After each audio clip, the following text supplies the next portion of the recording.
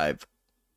Happy New Year. It's Wednesday, December 31st, 2025. You're watching DeProgram with Ted Rall and John Kiriakou. I'm Ted Rall. That's John Kiriakou. Thank you so much for supporting us, liking us, sharing us throughout this year. And we're really looking forward to sharing 2026 with you starting on Friday. We will be taking tomorrow off for New Year's Day, but we're here Monday through Friday, 9 a.m. Eastern Time. Today is another one of those special 2-hour shows. So what that means is that John and I will be taking your questions and talking about news and current events and anything else that comes up, and answering your questions in the Rumble feed and in the YouTube feed over the next hour from 9 to 10 Eastern. Then in the second hour, like we've been doing the last few days, we're going to take your calls through the Discord server, and producer Robbie West is going to come on and explain how that works. But basically, no need to get too into the room just yet because you'll be waiting around for about an hour. But we'll bring in Robbie in a few minutes to explain how that works. Also, we are going to be doing the 2-hour show on Friday, same exact format. But we anticipate returning to the usual format of a 1-hour show Monday through Friday, 9 a.m. to 10 a.m. Eastern Time on Monday, January 5th, 2026. The TMI show will be back on the air with me and Manila Chan after that. Thank you so much for your generous support. Our watch hours are higher than ever. Our subscriptions are higher than ever. And that's all thanks to you guys. So it's true that we're not making that much money, but we are moving in the right direction. We'll be getting back to shaking you guys down for help with Robbie on Friday, but you're off the hook for the remainder of the month, which means today. All right, that's a lot of housekeeping. Major stories today. Israel is preventing 37 aid agencies from entering the Gaza Strip, which is, of course, a hellscape after 2+ years of combat there. Donald Trump bombed 7 countries this year. Can you name them all? We can. U.S. Border Patrol is now searching travelers' phones into the United States, including those of some American citizens. We'll talk about what, if anything, you can do if a Border Patrol agent asks you to open your phone or unlock your MacBook or anything like that. And finally, tonight at 12 o'clock midnight, in a subway station, Zohran Mamdani will become the new mayor of the city of New York. Let's see if there's any questions to get to, John, before we launch into all that. Waterways, have a happy new year to you as well. DeProgram has been one of the best parts of my year and ours. Thank you, Ted, Ron, Robbie, and mystery producer. Yes, we'll talk about the mystery producer some other time. Mr. Outstraight, I think Milltown Cemetery in Northern Ireland would be an awesome spot for one of John's books. So much history there, including the attack on an actual funeral by Michael Stone. I've been there. It is absolutely wonderful. I went with my buddy. I don't want to out him, but he has a relative there, one of the Irish martyrs, and terrific idea for a book because these cemetery books they're also broader history books and a history of the conflict, a history of the IRA based on that cemetery. Fantastic idea. Yeah, thanks for that. And lemon curd sandwich. What's going on with Iran? Well, we talked a little bit about it yesterday, but let's keep talking. May I say real quickly about Iran? Ayatollah Khamenei came out yesterday and said that he supported the protesters. Yep. Which was a smart move politically, and told President Pezeshkian to do whatever he could to stabilize the currency. So Pezeshkian, of course, immediately blamed the parliament, the members of parliament for not coming up with a viable economic policy. But that tells me not only, of course, that the problem is legit. We know it's legit. They have 50% inflation this year. They're looking at 62% inflation next year. But they're worried that, there could be large scale in the streets, not because they were bombed by Israel or bombed by the United States, but because they can't get their economic act together. Well, that's always what this kind of unrest is about. So, John, it's my impression. Please correct me if I'm wrong, that the presidency is a relatively weak position in Yeah, Iran's system. It's it more is. symbolic. It is. Ayatollah Khamenei is his title is Supreme Leader, which means he is the supreme leader. You can't do anything at all in the country without his express consent. Now they play that down, and Iranian friends of mine are gonna email me and yell at me that I'm overstating the case. I'm not overstating the case. His title is Supreme Leader for a reason. If you want to run for president, for example, you have to be cleared by a committee. If they don't like your politics, you don't get to be on the ballot. And even if they do decide you can be on the ballot, the supreme leader gets the final say so. Well, with economic policy, he's not in there making policy, but he No. approves of the policy that's finally made. And the buck has to stop somewhere with 50% inflation. Yeah, so it's probably fair to say, is it fair to say that it's not a centralized like dictatorial system? It is That a is correct. representative system, but that there is a final authority. That is correct. I will say, by all appearances, Ayatollah Khamenei appears to be popular. But with that said, the country has serious economic problems. So, and also there, speaking of Iran, before we move on, there was a little bit of elucidation about comments that came out of Iran over the weekend. Basically, kind of like we suspected, when Iran said, "Oh, we're like basically at war with the West," what they're meaning is not that they want to go to war with the U.S., but they're just sort of saying like we feel like the West has declared war on us, and we're Exactly. feeling beleaguered. I'm glad you said that. Yeah, there's a big difference. They feel beleaguered. They feel that the West, mainly meaning the United States and Israel, have declared war on them. Yeah, and Not they're that not they are wrong. at war and are declaring war and treating this out of war. That's not what they said. Yeah, they're not wrong. Okay, so Angela Falalala, does the CIA ever hire scientists or engineering firms directly for research and development? Absolutely yes. Absolutely yes. In fact, post 9/11, there are more contractors at the CIA than there are CIA employees. So, yes, if you have the Um, facility to do classified work, yeah, you're in. Sure. You'd RSI be, 718. Sorry, go ahead. I was going to say, you'd be surprised at how many little tiny firms around the DC area, you go into their offices and they have a skiff. They have a vaulted space with, Well, CIA approved safes and everything. It's a real surprise.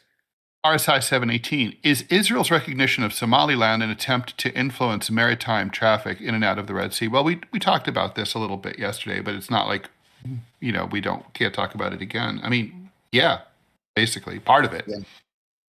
Yeah, I want to add to something that you said yesterday too. You alluded to the troubles between Saudi Arabia and the United Arab Emirates. Well, yesterday the Saudis bombed um, a shipment of military supplies arriving in South Yemen. The military supplies having been donated by the United Arab Emirates. So the governments of Saudi Arabia and the UAE are actively at war with each other, like literally at war with each other, despite the fact that they are among the two closest allies in the world. Can you imagine us bombing a shipment of Canadian arms that were sent somewhere, and then the Canadians responding by bombing our base? Because that's Crazy. what's happening now. It's crazy. I've never seen anything like it. Does this mean that they're no longer allies effectively? No, because they're working together everywhere else where they have mutual interests. This is just one of those weird pissing matches between the Crown Prince of Saudi Arabia and the Crown Prince of the UAE. The craziest thing. With their big swigging dicks. Yep. F you so, thanks for the buck. What was the cannabis culture like in the Middle East? Don't they have killer hash? Non-existent in my experience.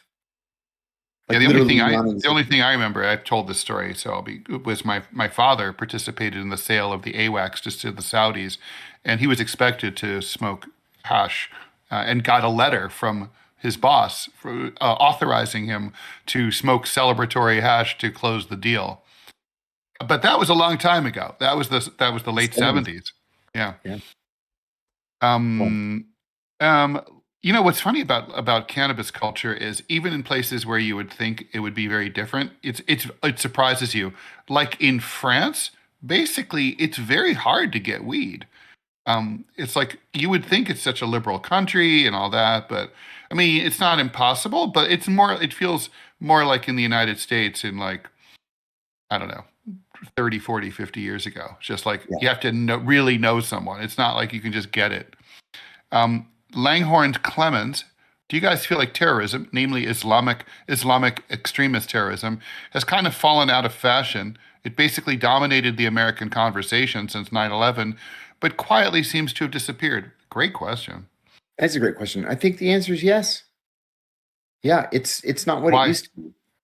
The world has become a more varied and in some ways even more dangerous place. And yeah, we still pound ISIS at every opportunity.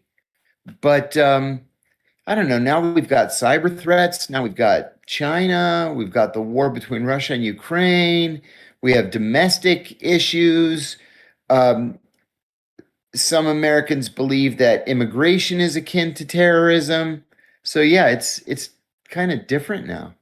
Yeah. Was ISIS or was I mean was the war on terror successful in some ways? Is that why we're not seeing helicopter pilots put in cages and set on fire Yeah, and people being yeah, decapitated on right. video and stuff like that? I think in many ways it was. Al Qaeda, for all intents and purposes, no longer exists. ISIS is a minuscule fraction of what it was just 10 years ago. So, yeah, in a lot of ways, we won. So were critics like me wrong? No, I think there was something to be said for the position of people like you and me. You and I have slightly different positions, but just because just because we're in the state that we're in right now doesn't mean that it's over. Because it's like a whack-a-mole. We're just in a lull right now, I believe, where we've whacked these moles, and right now they have traumatic brain injuries, but when they heal, they're going to pop back up again. Historically, Islamic terror extremism comes and goes, right? I mean, It does. it's a long game. It's been hundreds of years. I mean, it's not Yes, even like indeed. so. Yes. Yeah. All right. Well, so yeah, I think we have not seen the last of it, right? I mean, and No. also you need charismatic leaders, and And like there Bin really aren't Laden. any right now. Yeah, I mean, there's a paucity of charismatic leaders in general, right? I mean, if you think about it, Agreed. Donald Trump is one of them, but Yeah, he is a there aren't very charismatic many leader. others. Yeah, I agree. Um, John, question from you from Nicholas Francos. Given the recent Saudi bombing of that, Yemen Emirati shipment in Yemen, can you comment on the relationship of the GCC countries? Do they like each other? You lived there for quite a while. And what's the That's a GCC? terrific question. The GCC is the Gulf Cooperation Council. It was created in 1982 by Saudi Arabia, Kuwait, Bahrain, Qatar, Oman, and the United Arab Emirates. Um, some of them are very close to one another. Well, first of all, the Saudis are sort of the first among equals, right? They always have been because they're the biggest, they're the richest, so they're the first among equals. Um, the Saudis and the Bahrainis are so close that they're joined at the hip. But the Saudis hate the Qataris. The Saudis are close to the Emiratis, although, as we said just a minute ago, that's being strained right now. The Omanis are a little more aloof. Everybody loves the Omanis, but because they're so geographically isolated, they don't really take part in these petty fights between the other ones. And the Kuwaitis, everybody, like, I'll put it this way, everybody doesn't hate the Kuwaitis. The Kuwaitis just sort of do their own thing. They don't involve themselves in these petty arguments. But the real hatred is between the Saudis and the Qataris. So they'll do these summits every year. They'll have the GCC summit every year, and it moves each year. A different country hosts it. And they all get together and it's all kumbaya and how great it is. And they all smile for the cameras. Then they all go home and they're back to hating each other again. Is there any country that's excluded? Nope. Really? Yemen, briefly in the late 80s, like kind of sort of asked if maybe they could be members. And they were just sort of laughed out of the room and they never asked again, which is fine because 1991, the GCC was effectively at war with Yemen. Okay. Let's see what else we got here before we move on. And do from longtime listener, we the Americans, in we in scare quotes, didn't win the war on ISIS. ISIS was a US-backed counter gang. If anything, Iran, Hezbollah, and Russia defeated ISIS. That is very overly simplistic. That's what I was going to say. Go ahead. Yeah.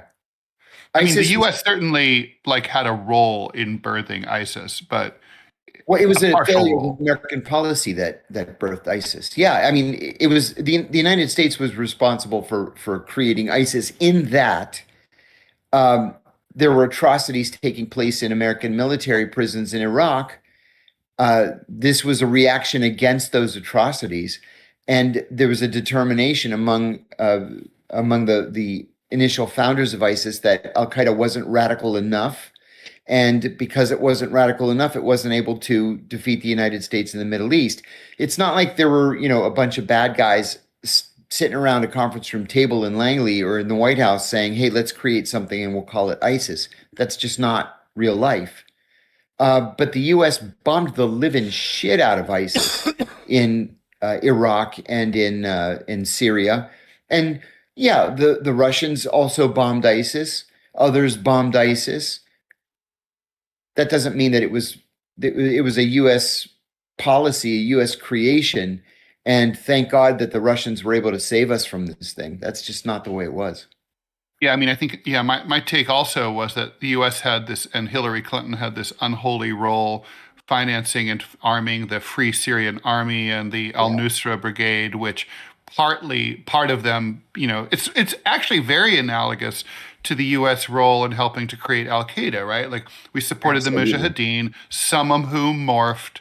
It's like that, right? We supported exactly. And some of them morphed into these radicals.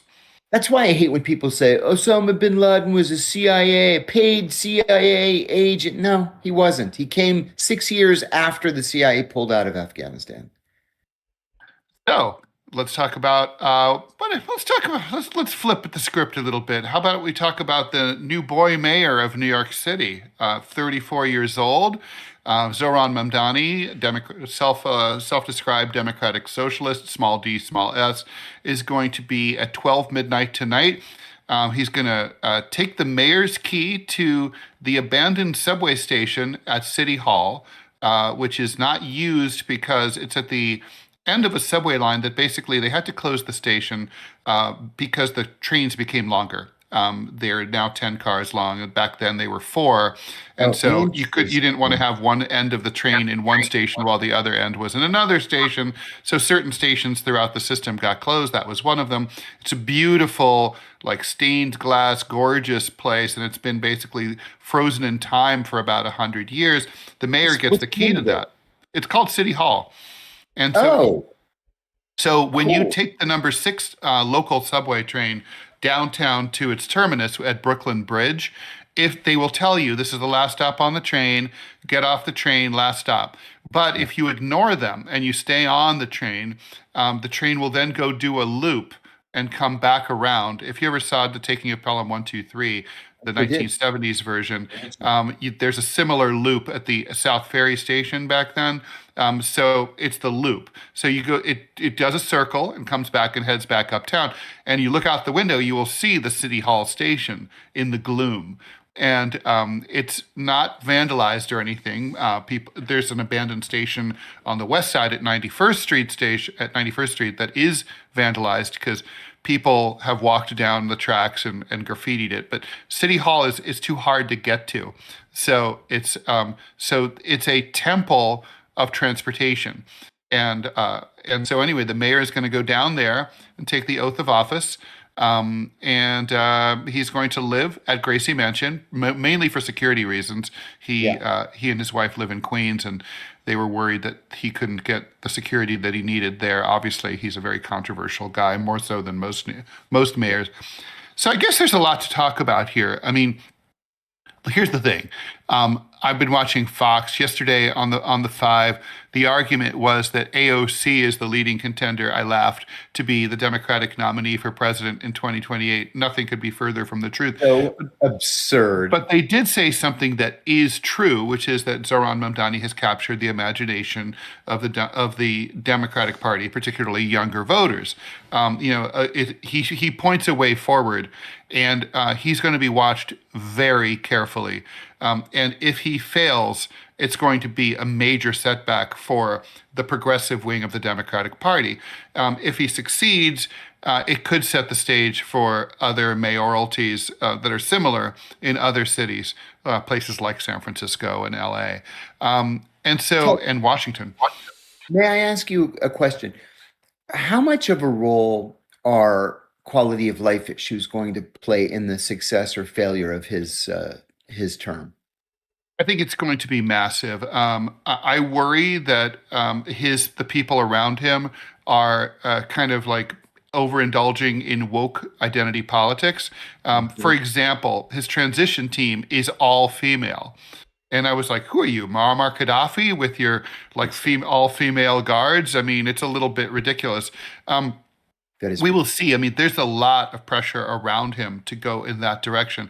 That would be a huge mistake. New Yorkers are always complaining about quality of life, but these days things are really bad because normally there's been like an ebb and flow in New York, in the New York economy. Like, for example, after the city went bankrupt in the 1970s, the city fell apart, right? I mean, crime went way up, graffiti exploded, everything got ugly, litter exploded.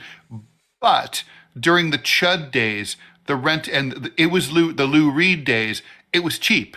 So there was, so it was exciting. There was clubbing, there was nightlife, there was the arts exploded. Artists could live in New York.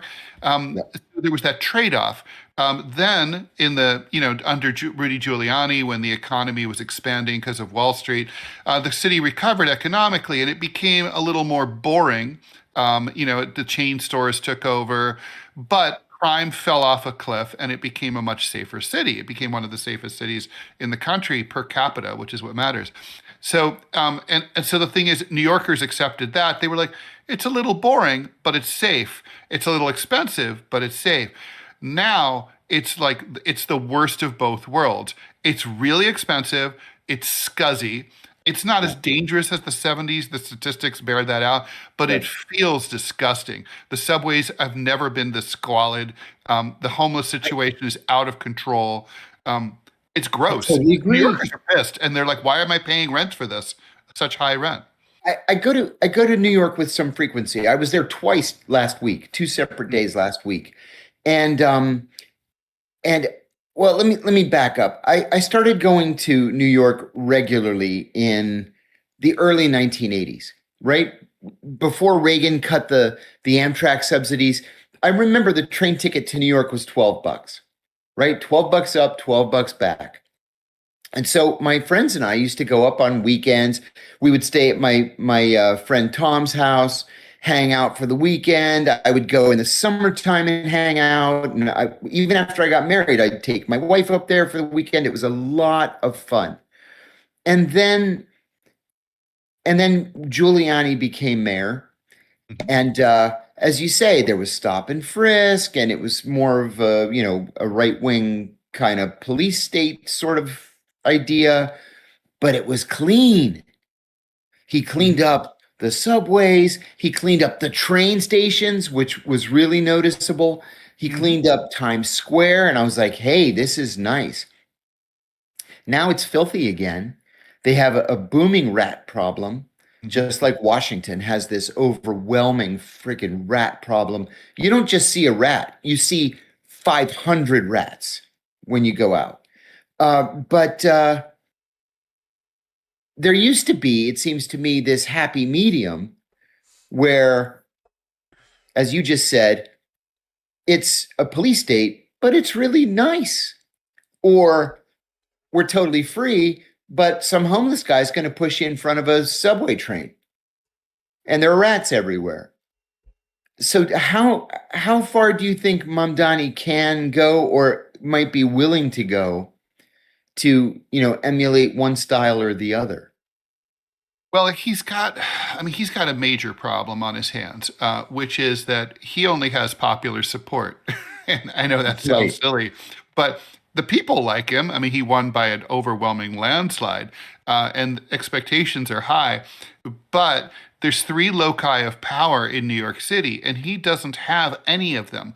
There's the cops. Obviously, he doesn't. They Right. don't like him. They hate him. There's the real estate interests.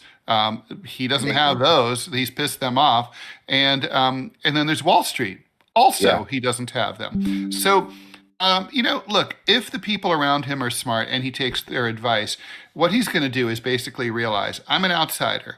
My support comes entirely from the people, and I'm going to communicate directly with with the New Yorkers every single day. If I were him, I'd give a morning press conference every single day at 9 o'clock, and 7 days a week, holidays included. I would just be incredibly transparent, and I would also declare war on the moneyed interests. I think the real problem that the city faces more than anything else is it's broke.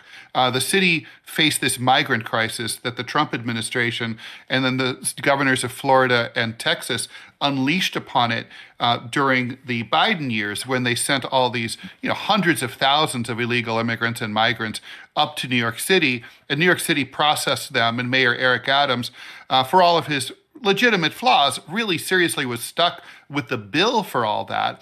The Yeah. city went massively into debt. It's carrying a multi-billion-dollar a year deficit, budget deficit now. So being broke is why like Giuliani wasn't broke. He had the He money wasn't pouring broke. in, No, there was so he plenty of could Wall Street money coming in. he could pave the highways and he could clean the subways and he could do all that. That's what the key is. It's about money. If I were him, I would slap a transaction tax on the New York Stock Exchange so that every time a share is traded on the stock exchange, the city of New York gets its piece. A lot of other cities with stock exchanges do this all over the world, and it solves all of their fiscal problems. But he's got to do something like that. He's going to have a very friendly city council, and Yes. that's going to help him a lot. He seems to be smart enough to be forging a collegial relationship with Governor Hochul. Governor Hochul holds the purse strings to New York City in many respects. So, he needs to maintain that relationship. Things were very sour between Adams and Hochul, and Yeah. things got sour between Adams and Biden, too. So, I mean, it's true that Adams was corrupt. It's also true that corruption, got prosecuted because he pissed off Biden by complaining about the migrant thing. So, it's complicated. I guess I mean, he's got a lot to do. It's going to be really hard. New Yorkers are in a bad fucking mood, and so I think the honeymoon is going to be short. New Yorkers will. He has like 3 to 6 months at most to come out of the gate with making a big impression, and he'd better have some good ideas. Right now, I'm really scared. Like, for example, the mayor has incredible control over the city schools, and one of the things that we're hearing is that he wants to get rid of the gifted and talented program, which has already been gutted. Well, if you want any white middle class parents to stay in New York City, you can't do that. It's like the one I know it's a completely racially segregated system, and like the gifted and talented program is pretty much all white. But Yeah. it's like okay, but New York, New York parents don't stick around because of that. Back when I had my kid, I left New York because of the schools and that situation. I was like, I didn't want my. I was like, I put too much work into my kid to have him stabbed. So like, it's hard. I mean, Yeah. I wish him all the best. I voted for him twice. I hope it works out, but I'm a little worried. Wow. Wow, that's something.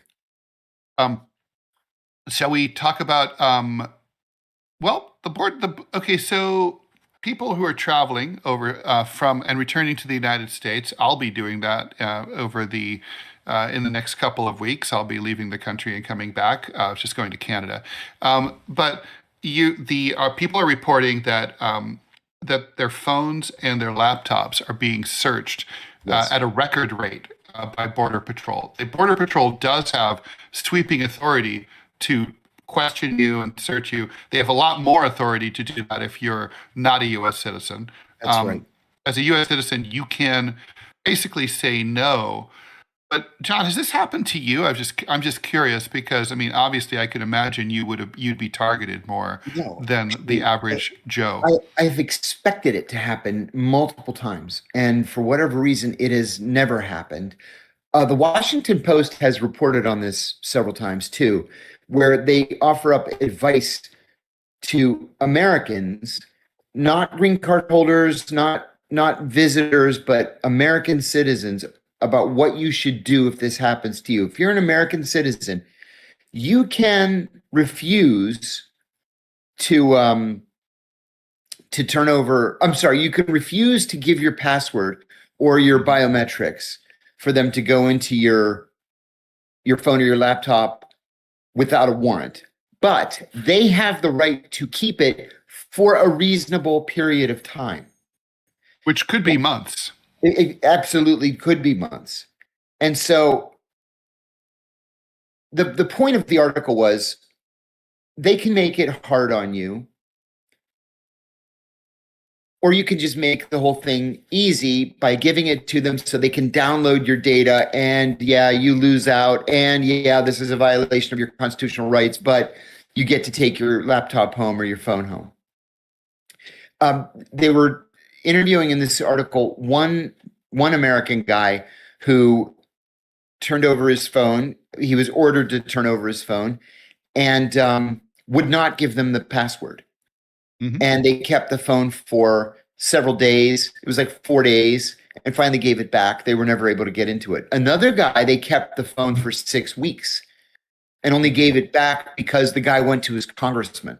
And the congressman wrote a letter to whatever it was, Department of Homeland Security, and finally they turned it back over. The bottom line is they can be real dicks about this if they want to be. And there's almost nothing you can do to stop them. So what I'm going to start doing, I've ordered it.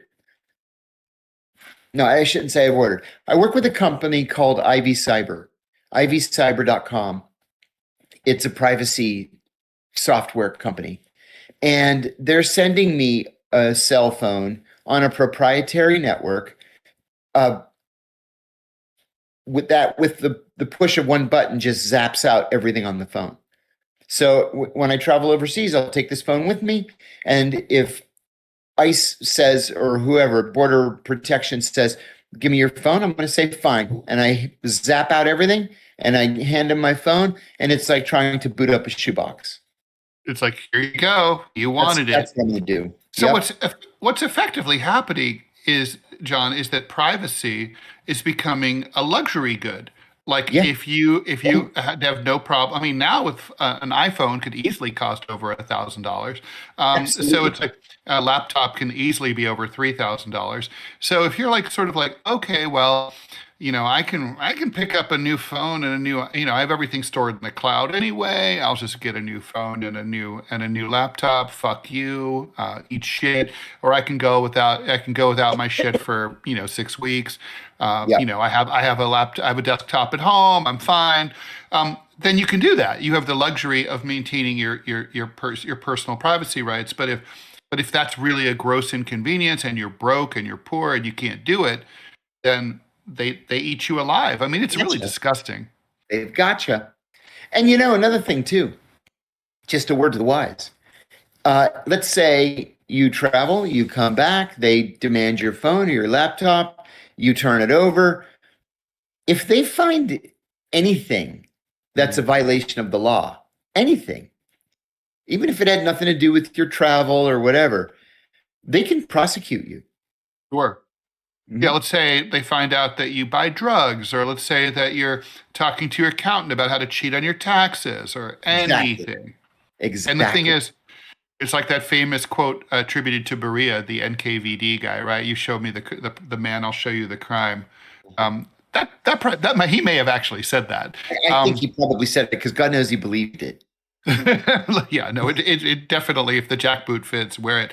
Robbie, please come on, and I know we're ready for that ad, but it's already 9:37, and we need to make sure that the folks who want to call in the 10 o'clock hour know how to do that. So Robbie's feeling a little under the weather, so we really appreciate him being here for us today. Yes, indeed. Robbie, shoot away. Please explain how the call-in segment's going to work. Yeah, no problem at all. Apologize for my voice. It's like I ate a box of sand, but I promise you I didn't. So what I'm going to do is I'm going to drop the Discord link in the chats. So what y'all will do is that you'll come into the Discord server. You are going up there towards the top of it. You are going to see a spot that says "Call in Office." And or call in voice chat. You're going to see a waiting room. There's already one person there waiting patiently. Call in live office, right? Yep, That's what it is. Yeah, it's called call in waiting. Yep, it's called the call in waiting room. So you just park right there. I keep track of who comes in first.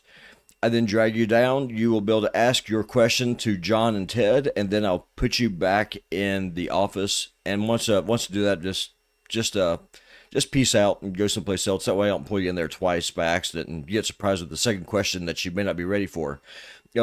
Please pay attention. Once I bring you over to the live chat, please unmute your microphone, but make sure that your streaming tab is muted. Otherwise, you're going to get some gnarly feedback. It's like someone kicking a drowning cat. So just please do that. That helps us just keep the show listenable. Thanks, Robbie, and I'm ready for that ad when you're ready to put it up. So, do you want me to read it, or you want me to just paste it for you? Oh, in your voice, you better paste it. In your current state, you better paste it. All right. Yeah, with that sore throat. So yeah, that's a hand here. So anyway, so again, we'll be taking calls starting in 22 minutes at 10 o'clock AM Eastern time, and just make sure you control if on a Mac, you control click your tab. On a PC, right click your tab and just make sure the tab is muted. Otherwise, you're going to hear yourself talking back like 6 seconds later, and you're going to be like, wait, what? But wait, what? So you don't want that, because then that's really boring for us and for the listeners.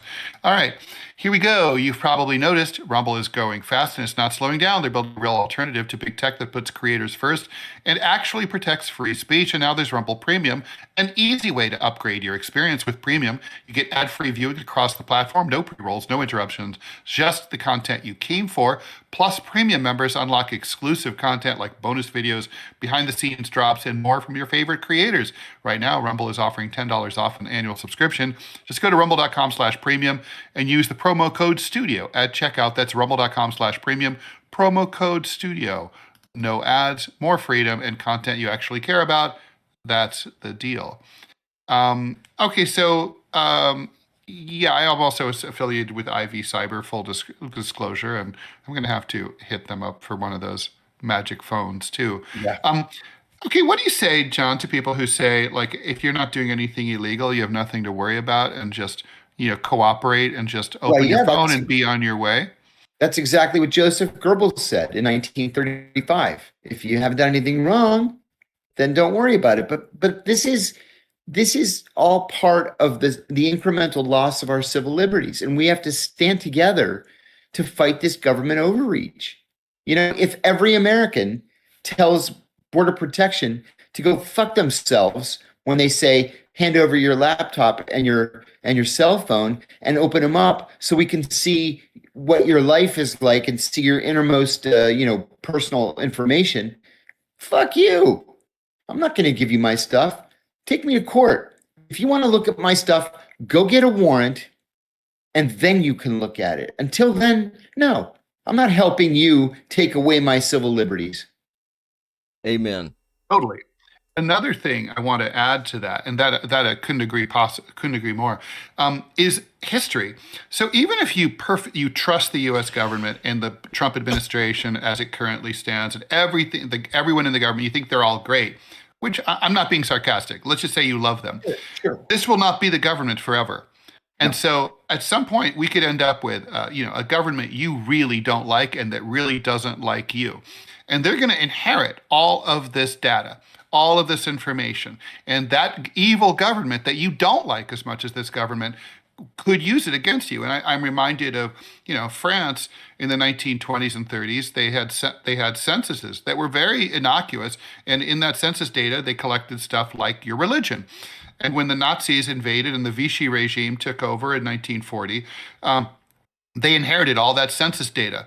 And they knew where every Jew in France lived. It was all on an index card.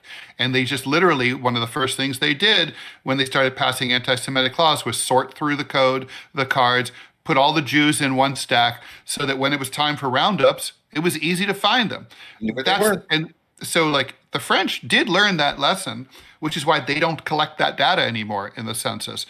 So the next time the Germans come or whoever else, they can take over the country, but they're not going to have that data. You can still find out who's Jewish, but they're not going to make it easy for you. But here in the U.S., if you give them that data, you're making it easy for the oppressor government either of now or the oppressor government of the future. I think that's really important to remember. Could I say something real quick, Ted? Because you touched on Please. something. Whenever someone says that the government should make a law or something, the pushback that I always give, and this is something I live by really forever, is would I give this power to my worst enemy? If the answer is no, I sure as hell don't want my friends to have it either, because my friends won't be in power forever either. That's it. I think that's just a great litmus test. And question for you about New York with the gifted students program. You mentioned it's mostly white kids. I imagine a lot of Asians there too, weren't there? It wasn't just all white, just pasty white dudes like me. So, I mean, I think that 100%. Yeah, there's a lot of Asians too, for sure. Like Bronx Science and God, what's the other?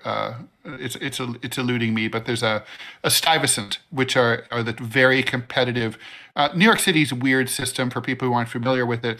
Even within the public schools, there's basically 8 to 10 really competitive public schools that you have to take an exam to get into, and it's almost like getting into college. And those two that I mentioned are some of them, and those are very heavily skewed towards Asian students. Okay, so Will Kicker, thanks for the $5. Good morning. What news outlets and websites do you use to keep up with daily events? Let me go over to I wake up in the morning, I go through the Washington Post, the Wall Street Journal, the New York Times, Los Angeles Times, Pittsburgh Post-Gazette, CNN, Fox, Associated Press, Politico, The Hill, the New York Post, Kathy Medini, Greek Reporter, The Guardian, the London Evening Standard, the Times of London, Raw Story, BBC, Dropsite News, Al Jazeera, Al Monitor, Electronic Intifada. If I have time, then I go to Consortium News, Real Clear Politics, Axios, Covert Action Magazine, and then whatever we send each other. The vast majority of those for me too. I would add, you mentioned the Pittsburgh paper. I read the Dayton paper, and you might be like, well, why do that? But it's actually a good way it's not just a way to keep track of your hometown. It's also a way to sort of see what a generic American middle-brow newspaper is covering. Also a variety of French sources, Le Monde, Libération, a bunch of things like that. Anyway, the point is you get the idea. A whole shit ton. It's basically the days of being able to just read your morning and afternoon paper and watching the evening news and maybe Time or Newsweek, those days are over because news has become so unreliable and so spun that you have to get a lot of sources to sort of develop a matrix in your mind, like an algorithm of I noticed certain, things I noticed some things that are different here. The Guardian is far more reliable, for example, on American politics than it is reliable on British politics. So you want to see foreign sources as much as possible. What is Desert Fox? What is your guys' opinions on Austrian business cycle theory and the massive debt crisis in America? It is scary. I don't know enough about it to say. I apologize. I think it's overstated, to be honest. Although the problem is, to me, it's like Malthusianism.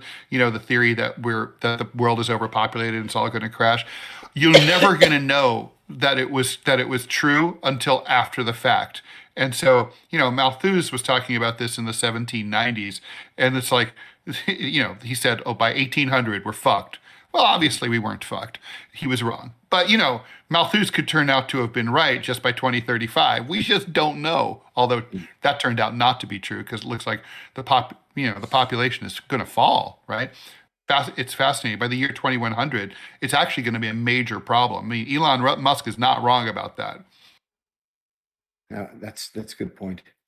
Matina says Mamdani is starting on a bad day, and that carries throughout his term. Bad day to start. I predict failure.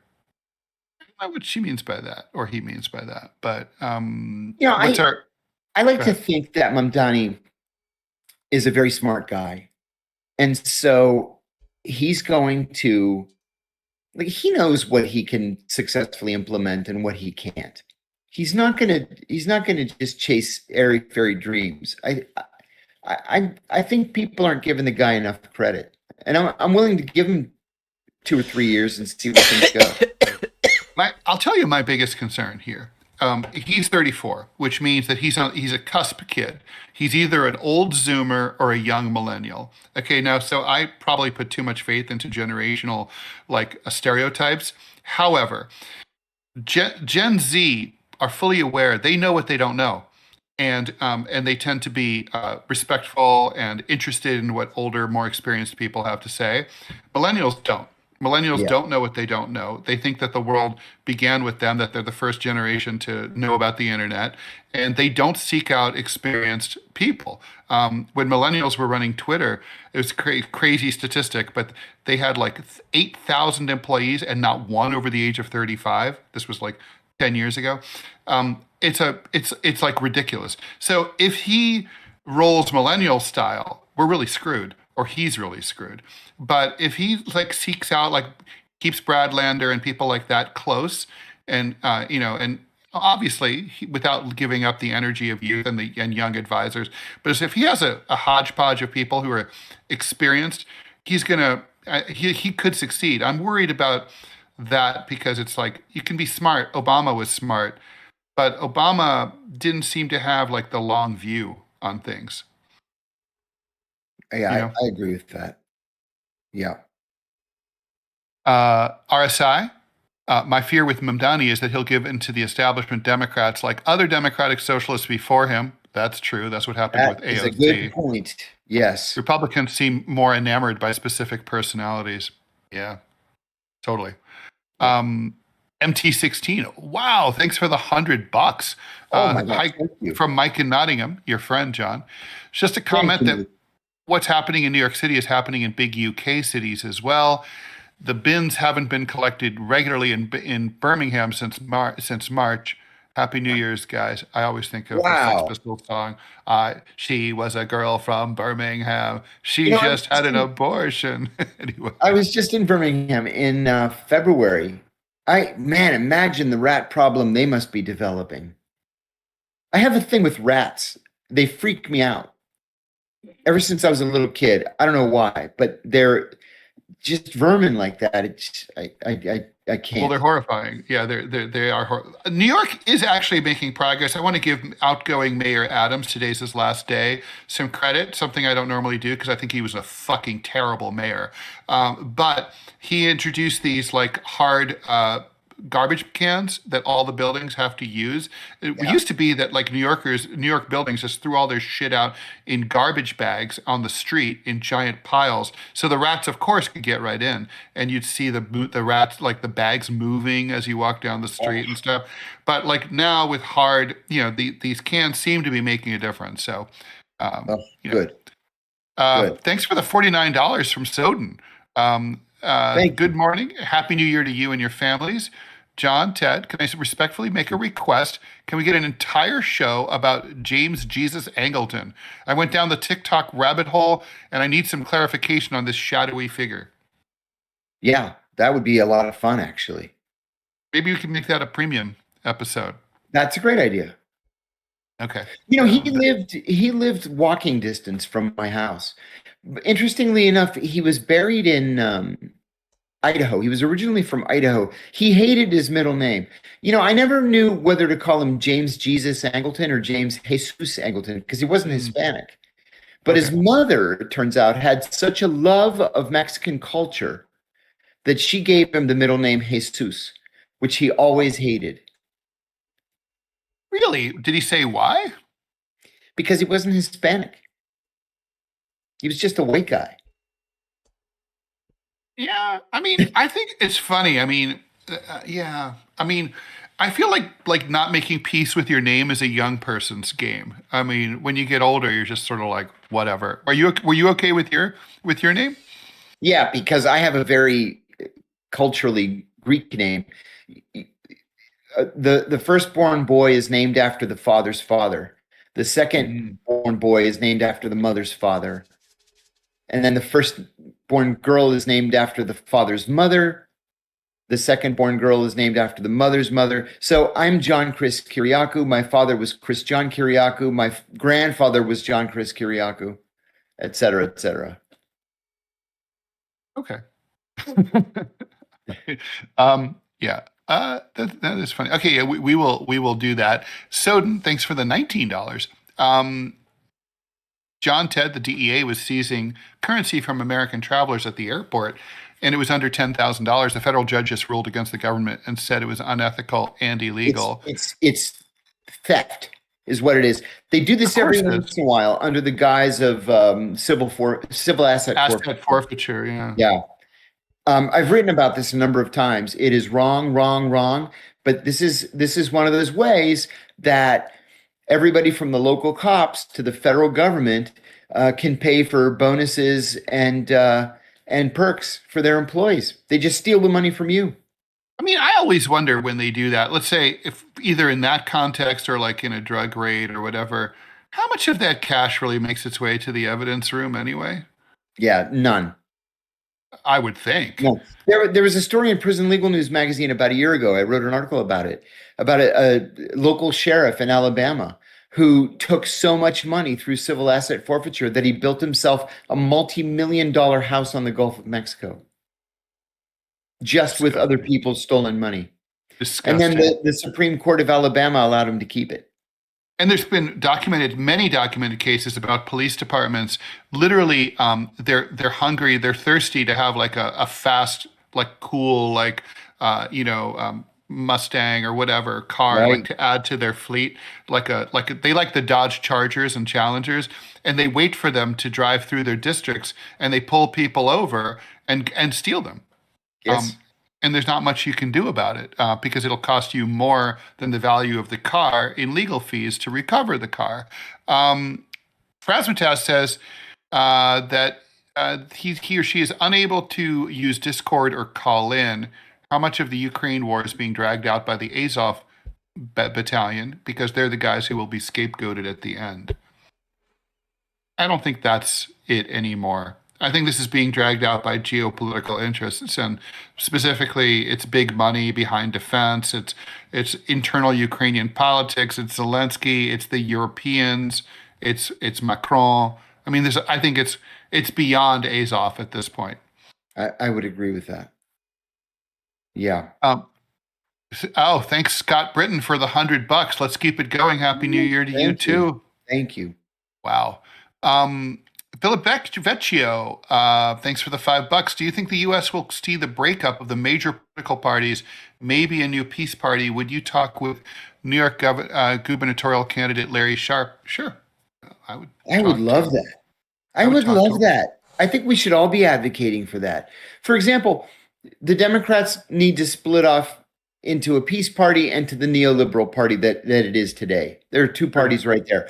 MAGA is already split because there are the real MAGA people and the neocons. Yeah.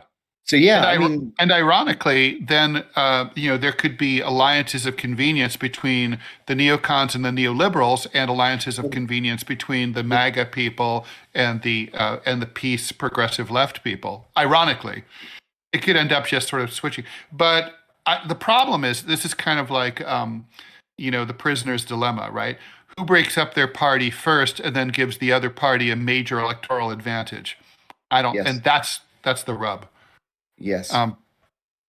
Guys, it's 4 more minutes before we do this. Just a reminder, we're going to be taking your calls in 3 minutes now at 10 o'clock AM Eastern Time. John and I will take your calls and about anything and everything you want.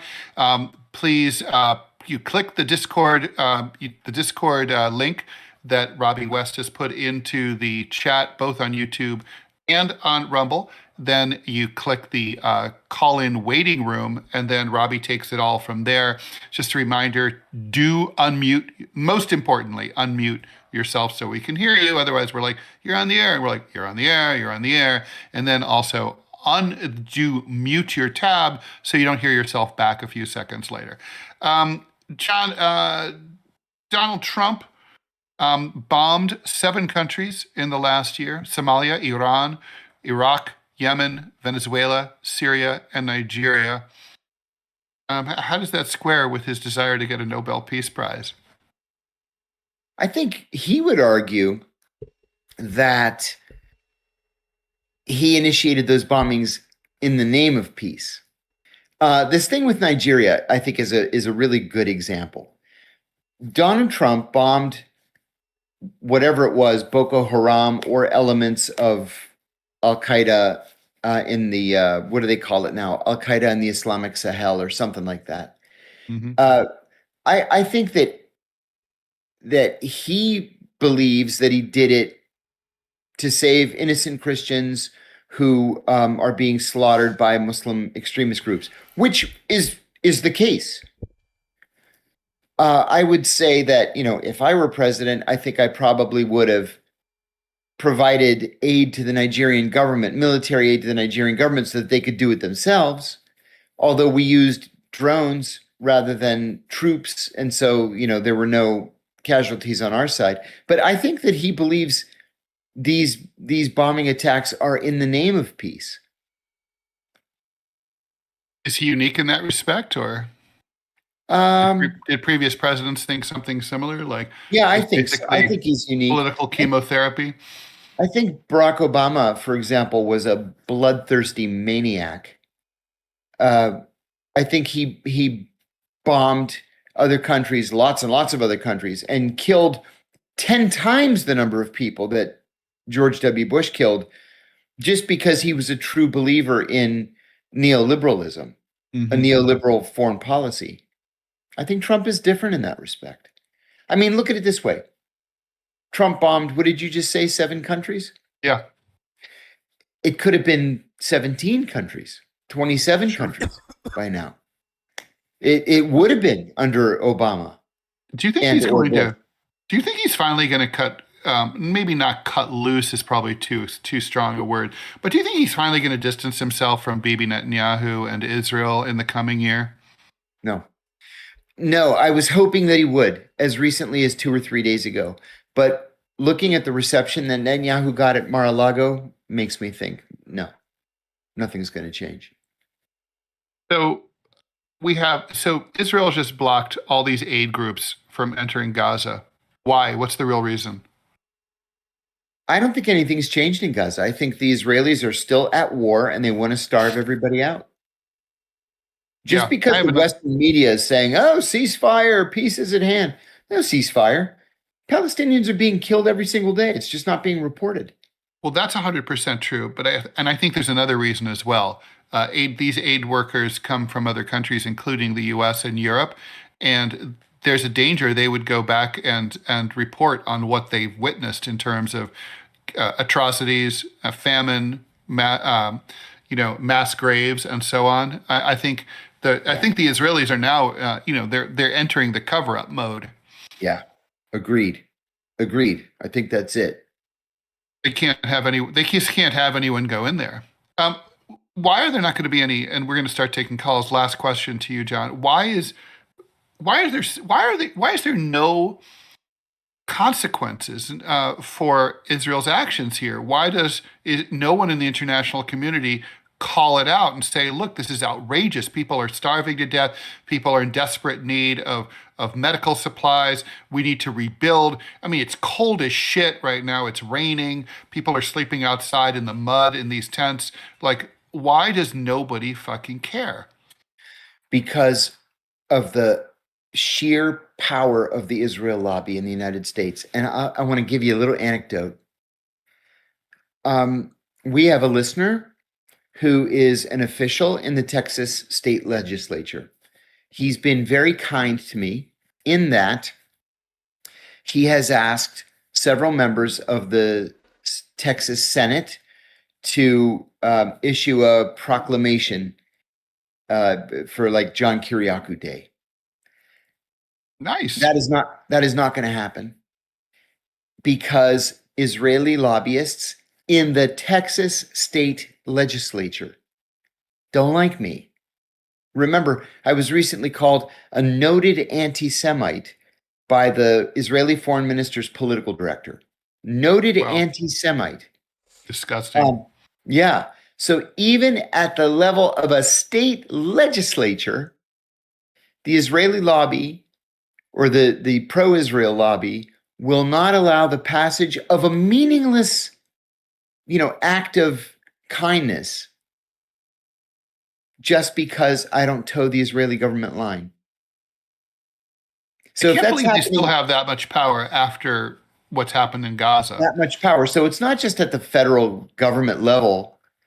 It's everywhere. It's all across America. It's every state legislature. It's going to be the New York City Council. It's everywhere. So no, I don't expect any change. Fucking cancer. All right, Robbie West, please come on and let's explain everyone as we're now entering the second hour of DeProgram. This is the penultimate 2-hour call-in show. We're doing another one on Friday, so if you want to get away from the long weekend and come hang out with us, we'll be here from 9 to 11 a.m. Eastern. Robbie, please come in and explain to people who want to ask their questions and talk to John and I what the rules are and how they should do it. Sure. Yeah. So we are ready to go. I'm going to start bringing over our first people here in just a moment. Again, but the rules are simple. Just pay attention. I bring you down to the chat where John and Ted are. Make sure that you unmute yourself. Make sure your streaming tab is muted. Just that way the call quality is superb. And just one thing I really want to just say this real quick. What the two of y'all said, if anything, you're understating it. I sent y'all both some links, some videos from a conference that Barry Weiss is involved with, talking about how the Israeli lobby needs to control the flow of information, specifically on social media, by using Google and using YouTube's SEO, their search algorithm. If you value free speech, come to Rumble, seriously, because if there's nowhere else to go if you really care about that kind of thing. So I'm going to get off my soapbox now. And Lil, I am bringing you over first. And Lil, you are live on the air.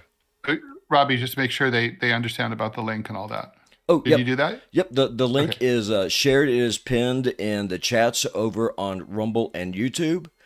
And we've got a nice deep bench waiting for us already. So just ask a question. Don't pontificate. We don't need your live story. Just ask us your question, and we'll go from there. So, Lil, please unmute yourself and ask your question. You can hear me? We hear you. Yep. This is Lucas from Denmark. I just want to say Happy New Year's. Happy New Year. Thank you.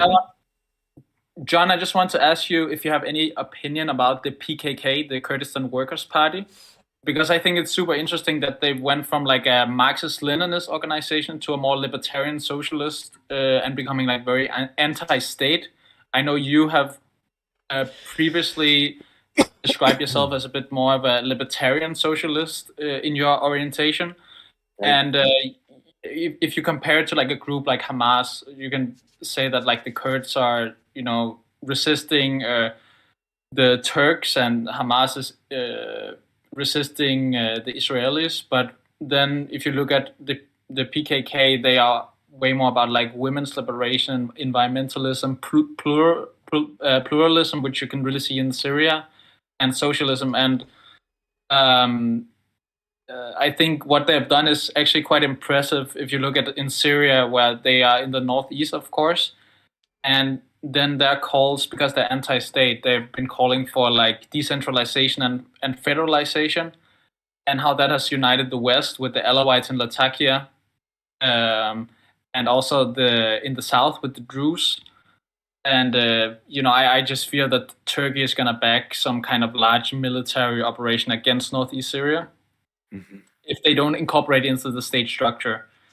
And I just had one other small question about, you said earlier in the stream that you thought, maybe you said ISIS, but that Al-Qaeda was much smaller than what it was. But isn't it also true that they started as a very small group in the mountains of Afghanistan, and now they're like a worldwide organization in the Sahel, in the Middle East, in the Philippines, and the leader of Syria was a former leader of Al-Qaeda.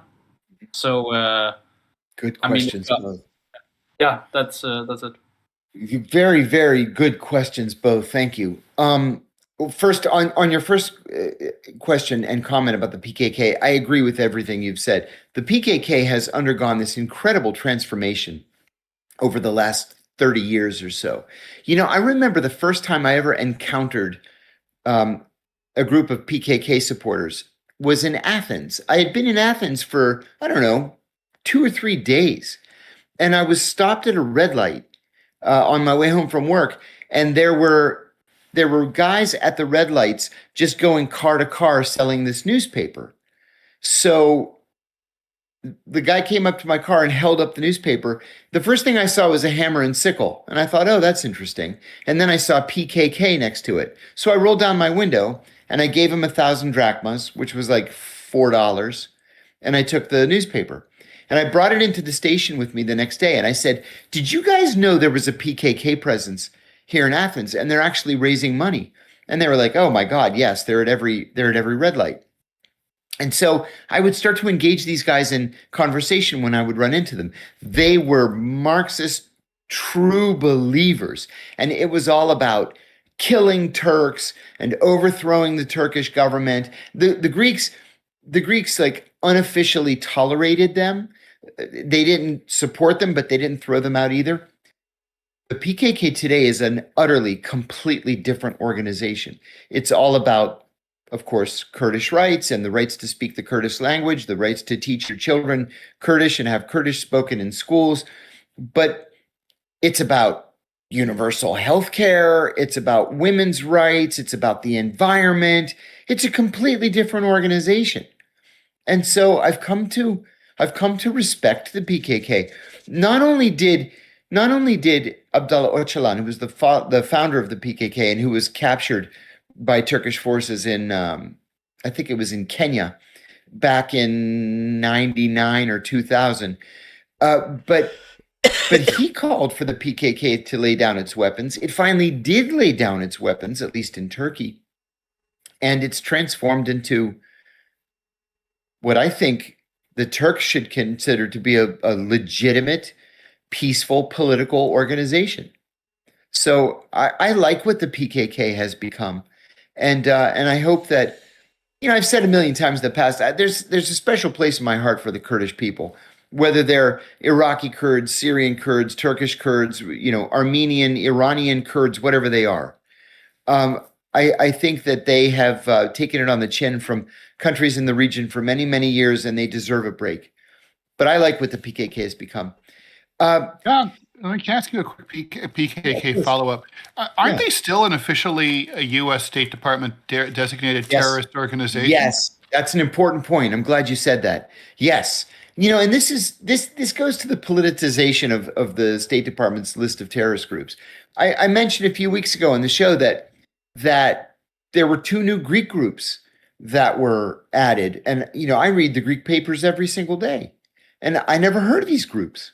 So when I saw in the Washington Post that they had been added to the list of international terrorist groups, I Googled them, and it's just 2 meaningless anarchist groups where people got caught throwing stones at a police bus during a riot in Athens. That's not an international terrorist organization. So that State Department list is very, very political. It really depends on who happens to be in the White House. The PKK was put on the list of not state sponsors, but the international terrorism list during the Reagan administration, I believe. And even though they've laid down their arms and they're a legitimate political organization, nobody's ever taken them off. I mean, we didn't take Revolutionary Organization 17 November off the list until years after it was destroyed. It no longer existed, and it was still on the list. So getting to Al-Qaeda, really what I was talking about was core Al-Qaeda, that Afghanistan-based core that was led by Osama bin Laden and Ayman Zawahiri. They kept replacing leaders as we were killing them, to the point where the last number I saw was that there were 25 Al-Qaeda fighters left in Afghanistan. And they're more worried about where their next meal is going to come from than they are waging international, terrorist attacks. But yes, you're right. There is still a viable Al-Qaeda presence in Yemen. It's being bombarded from all sides. There is a significant Al-Qaeda presence in the Sahel that is a serious problem. And then there are ISIS-affiliated groups everywhere from Afghanistan to Pakistan to India to Indonesia to the Philippines that are increasing in size and lethality that we should be worried about.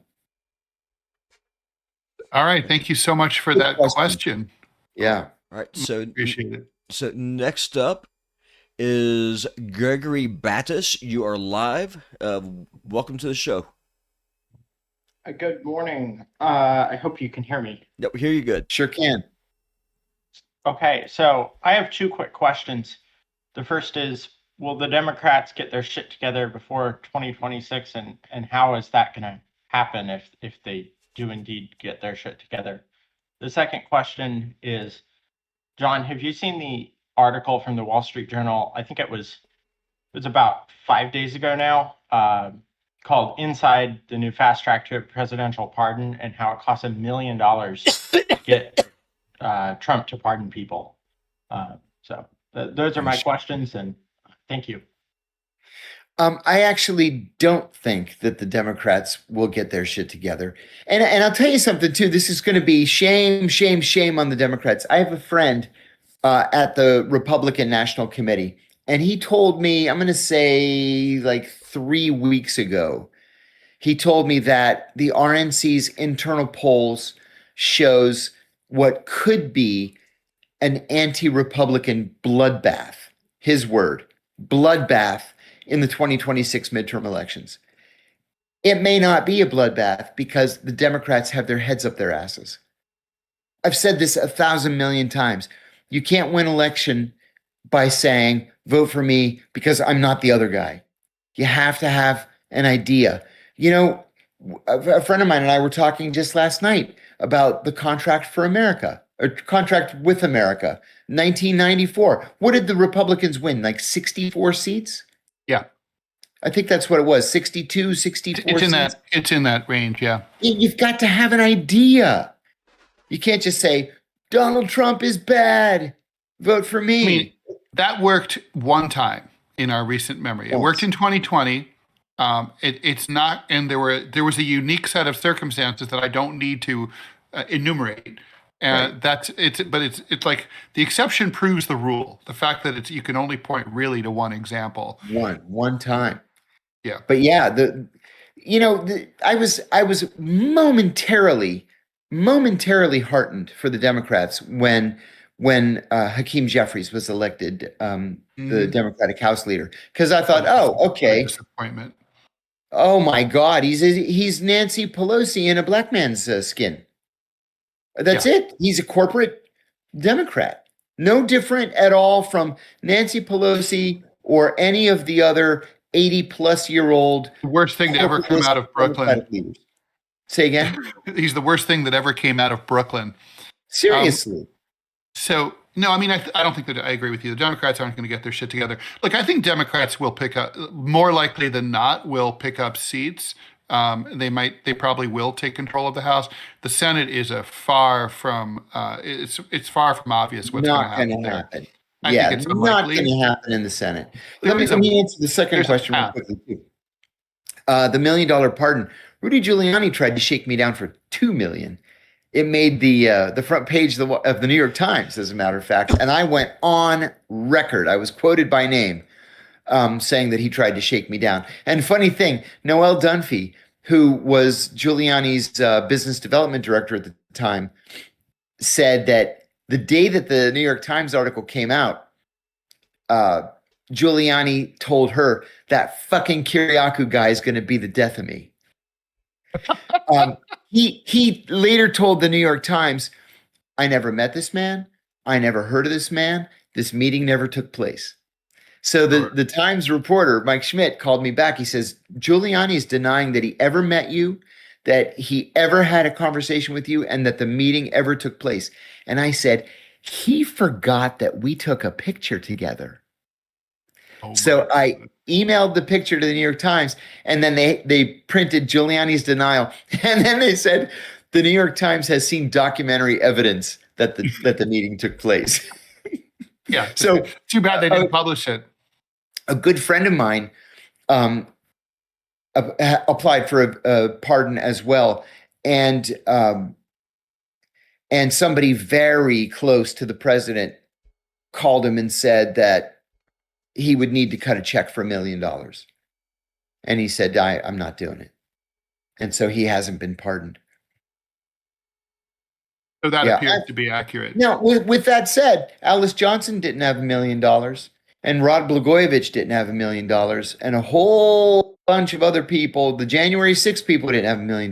That's so true. I'm hoping that, I fall into the category of righteous pardons. We'll see.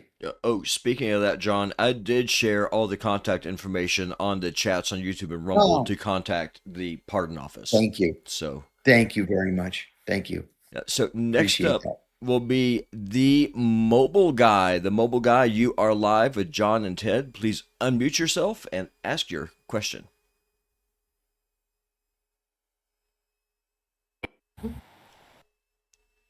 Hi there. You're live. John, I just wanted to ask you, how do you see the current love-hate relationship between India and China, and how it is affecting the current position in Asia? Yeah, thank you for that. I think I see it mostly as a hate relationship.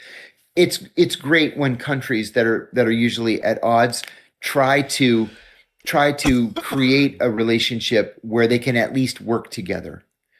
But I gotta say, I'm on the side of the Indians on this thing, because the Chinese, for whatever reason, appear to not respect the border.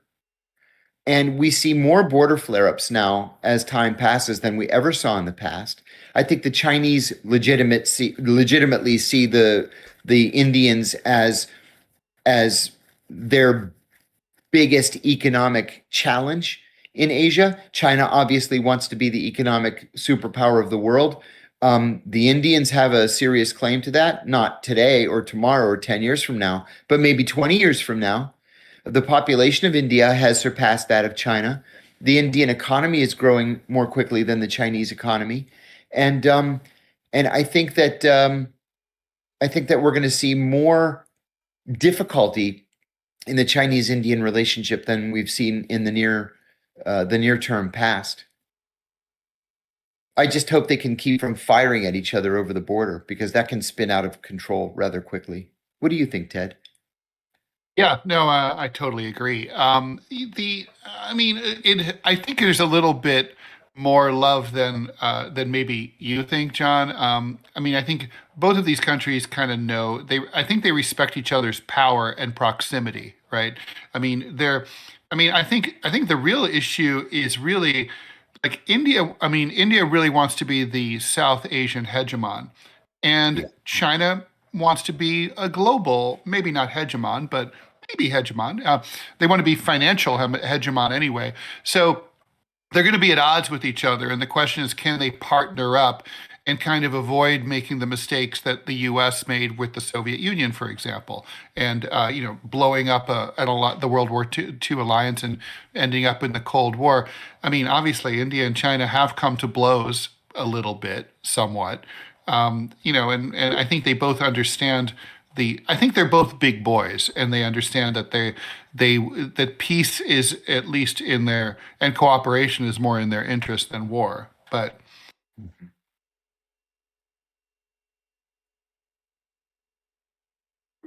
Okay. Do we lose Ted? I'm still No. here. Ted's there. Hello, guys. How's it going? Hi, how are you? Hi, Benish, you Not are bad, not live bad. on the air. Thank you. I'm afraid I'm an unnoted anti-Semite, unlike you, John. So I hope you'll accept my question. Sort of furthering what you were talking about earlier with the Customs and Border Patrol becoming a lot more strict recently. I read an article recently that says that the U.S. Border Patrol is introducing some kind of legislation towards visa waiver countries, which includes my country, Britain, where we'd have to give 5 years of social media information, the past decade of email addresses, names, date of birth, family, all that sort of stuff. And really, I'm against it specifically because of Anglo-American philosophy. It's so counter to the formation of your country that it's surprising to me. I guess I'm just wondering. I think this will really impact the tourism to the country long term. What are your guys' thoughts on that? Well, so we've already seen it. I mean, the U.S. Our tourism is way down, especially from countries that we've personally offended in the last year, like Canada. We just saw economic impact. It's not a tourist impact, but the Canadians drink a lot of spirits, and Jim Beam, which is a major bourbon producer, just had to stop producing bourbon all of next year primarily because of the drop-off, the reduction of Canadian demand due to a boycott of American liquor there. Look, if I were a tourist in, say, Germany, the country I always think of as the people who travel all over the world, right? Like if you go to Mars, you'll find a German backpacker. Those people, they look at the world, it's like, okay, well, it's a big planet, and there's a lot of really fascinating, interesting countries I can go and visit. Some of them are easy, some of them are hard. The US used to be easy, now it's hard. And so I think a lot of people will decide it's not even political. They'll just be like, it's a pain in the ass. I don't want to be arrested. I don't want to be harassed. I don't want to have them going through my social media shit. I don't want to go there and be turned away and have to go back on a plane. I don't want to be treated rudely. Travel is expensive. You only have a few weeks a year to do it in most cases. So I think, I think this is intentionally designed to repel people from visiting the United States. It's isolating the U.S. It's isolating Americans. That's the effect of it. And there's no way the administration doesn't know that this will be the effect of it. But does the administration care? Do you think? Let's say we Clearly see not. a drop in tourism of 10, 20%. Does anybody care in the administration?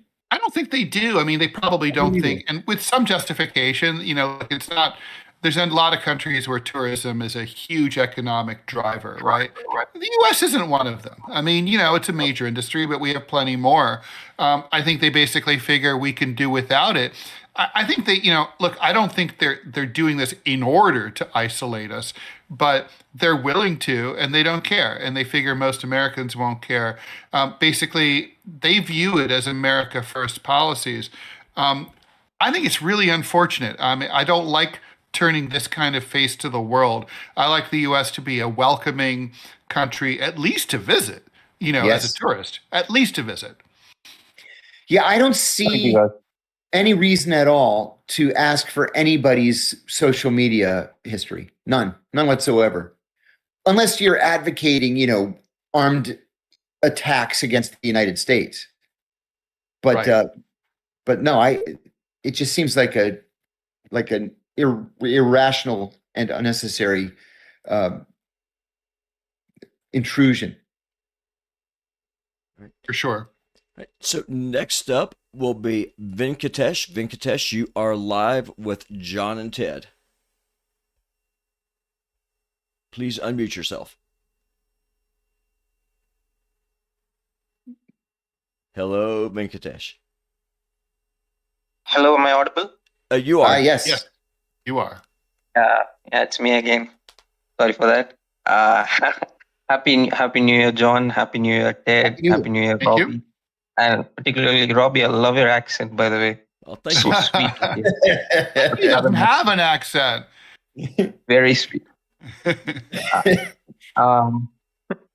Even the surge in interest of UAP and UFO revelation in the United States Parliament, you guys call it the Congress. What's your thought on how the government is handling this particular issue? And during your CIA days, have you ever, come across a secret UFO file which you are now open to share with us? And I hope you get the pardon this year, 2026. Thank you. Thank you. Thank you. Is there anything that I saw that could, well, the entire torture program, not the entire, most of what we know now about the torture program we know because it has been declassified. And I'm proud to say in part that was because of me, because I went public with it. Yeah, there were other things. I remember going through the files when they were still paper files back in the day. And I remember coming across a file on one of my college professors. And I was like, you have got to be kidding me. And there was talk about installing him as the leader of a Middle Eastern country. What? I remember sitting there like this, just looking at it like, and so I went through the whole file, and we had been in touch with him since the 50s. He was in his, I'm going to say he was in his 70s when I studied under him. But I had studied under him 2 years before I went to the CIA. And they were talking about, hey, he would be pretty good. We could install him. If there's a coup, we could do this and we could do that. I'm like, are you kidding me? And then the last cable just said, upon further reflection, he's probably too old. So that was like a stunning thing. He's dead now, so those cables would be unclassified.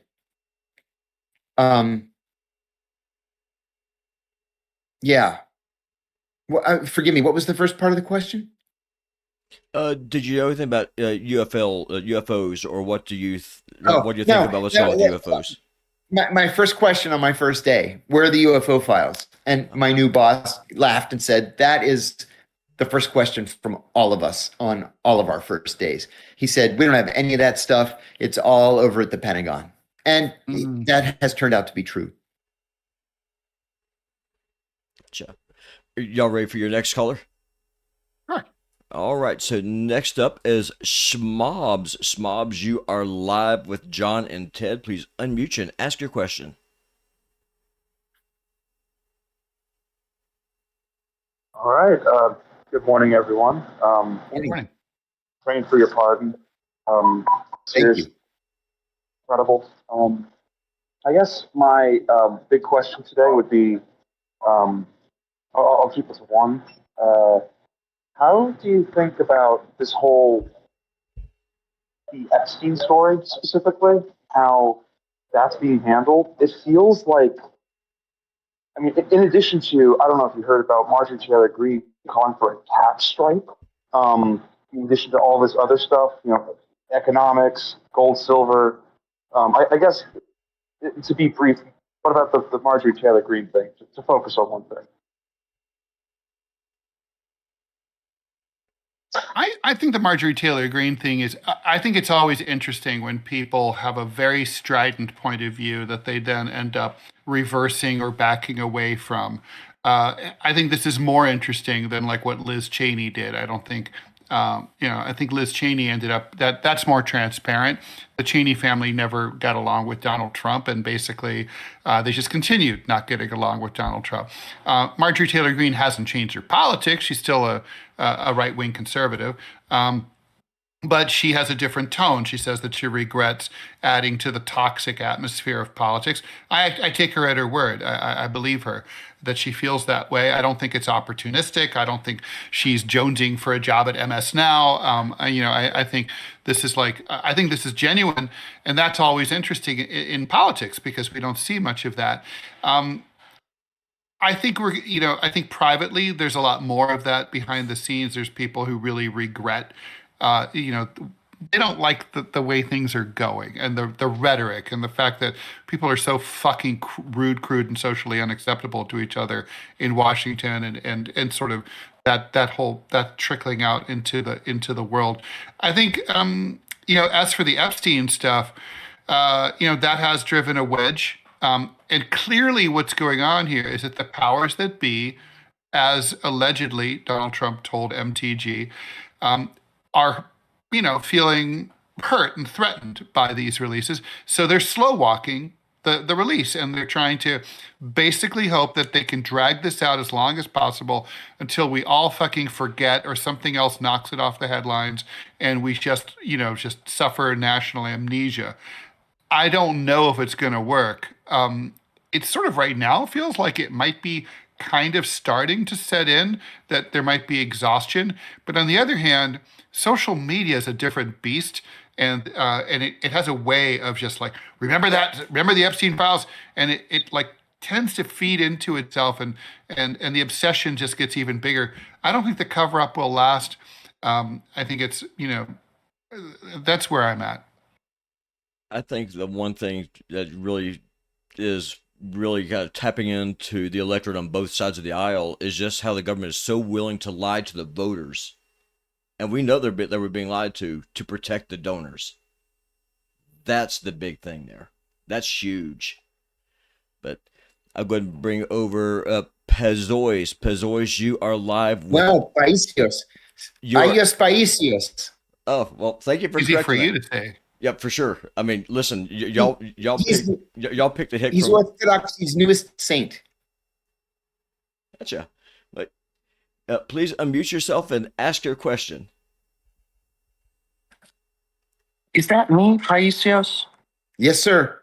Okay, fantastic. Good morning, John. Good morning, Ted and Robbie as well.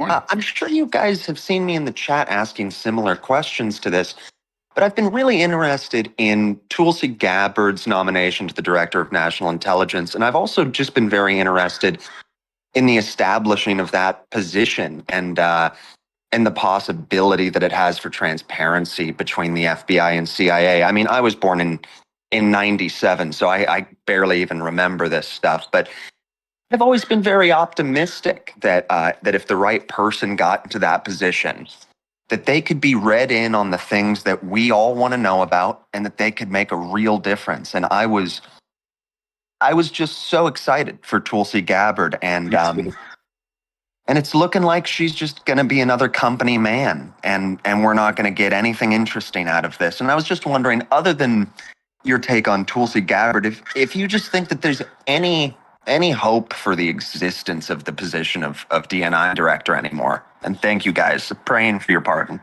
Thank you. That's such a great question. I too was very, very excited about Tulsi Gabbard's appointment, and I'm still hoping that we see something substantive. I fear that she's been absorbed into what Ray McGovern calls the Mickey Mat. With that said, this is easier said than done, right? For a DNI to make a real difference, and I'll tell you why. The office of DNI was created toward the end of the George W. Bush administration, frankly, because George Tenet was out of control at the CIA. And the Bush people decided that George had too much power. George had to go, and we needed some sort of adult in the room that was going to be more responsive to the president and to the national security advisor on these big, overarching intelligence community issues. So ODNI was created. Now, in the beginning, the Office of the Director of National Intelligence had 15 employees, and they were housed over here at the Navy Annex across the street from the State Department.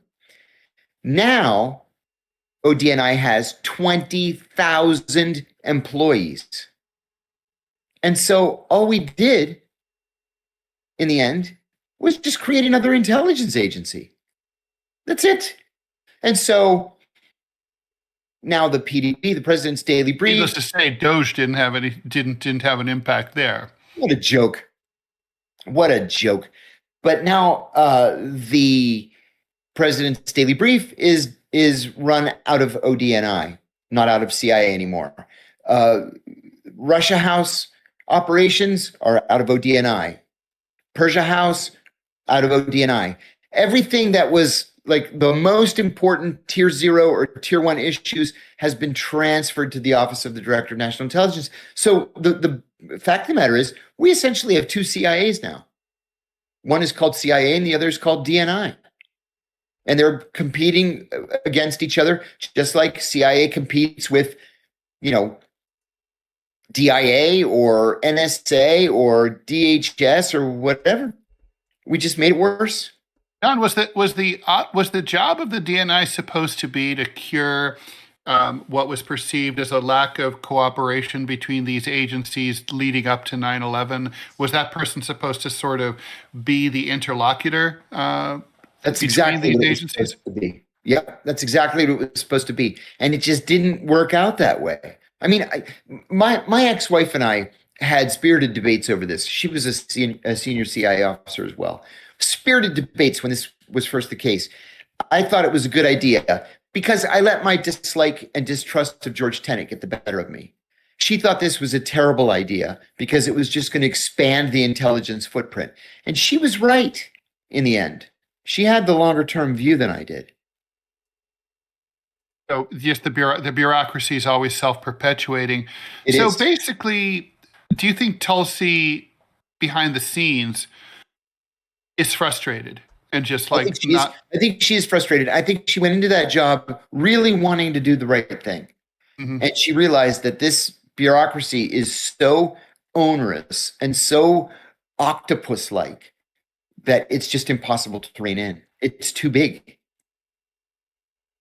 Is there a possible cure to that lack of interagency cooperation? Or is it just the competition just inherent to the system? I think it is inherent to the system.